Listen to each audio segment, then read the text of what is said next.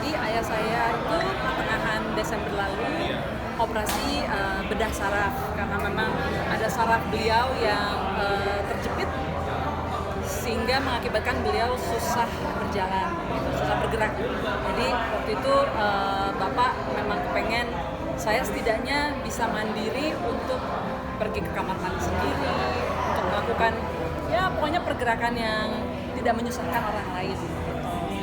Sebetulnya kami dari anak-anak tidak ada yang memaksa Bapak untuk operasi, jadi sebenarnya itu benar-benar semangatnya Bapak lah, Bapak yang kepengen demi bisa independen dan gak merepotkan orang. Itu memang karakter ayah saya banget lah gitu. Nah setelah operasi tersebut, operasinya sukses, terbilang lancar, hanya saja beberapa waktu berselang terjadi komplikasi. Ada infeksi paru yang kemudian menyebabkan ya sudah ada gangguan di organ-organ lain lah gitu. Dan mungkin karena Bapak juga udah sepuh ya, jadi daya tahan tubuhnya tidak seperti orang-orang muda yang masih sehat. Nah ya fisik beliau akhirnya menyerah gitu. Kurang lebih dirawat di ICU-nya sejak tanggal 13 Januari dan berpulang kemarin. Ayah meninggal usia berapa dan rencananya nanti akan dimakamkan di mana? Ya, ayah menutup usia pada 85 tahun. Beliau lahir tahun 1938 dan beliau memang sudah mengamanatkan ingin dimakamkan di kampung. Kampungnya itu di Balige, di Sumatera Utara. Tepatnya di desa Tambunan Sungai. Jadi nanti kami sekeluarga akan mengantar Bapak ke peristirahatan terakhir. Di situ sudah ada makam keluarga yang mana memang beliau juga yang membangun. Sudah ada ayahnya Bapak, almarhum ibu kandung saya, lalu sudah ada opungnya Bapak juga. Jadi memang sudah disiapkan lah oleh Bapak. Jadi kami sebetulnya hampir setiap hari di ICU berjaga bergantian. Hanya saja pada saat ayah saya mengembuskan napas terakhir, kebetulan saya sedang ada pekerjaan di luar Jawa, tepatnya di Bali, yang tidak bisa saya cancel.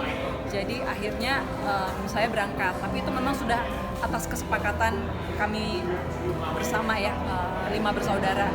Ada kakak saya juga sedang mengajar di Bandung, ada yang mau manggung juga hari itu gitu. Jadi memang apa ya, pas kami semua itu ada kegiatan gitu.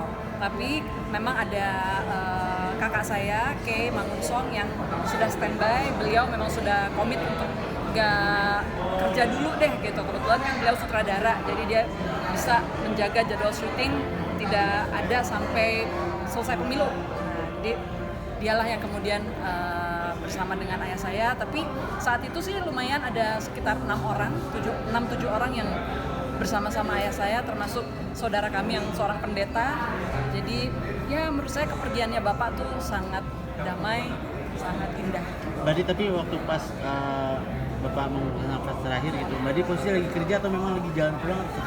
Lagi kerja.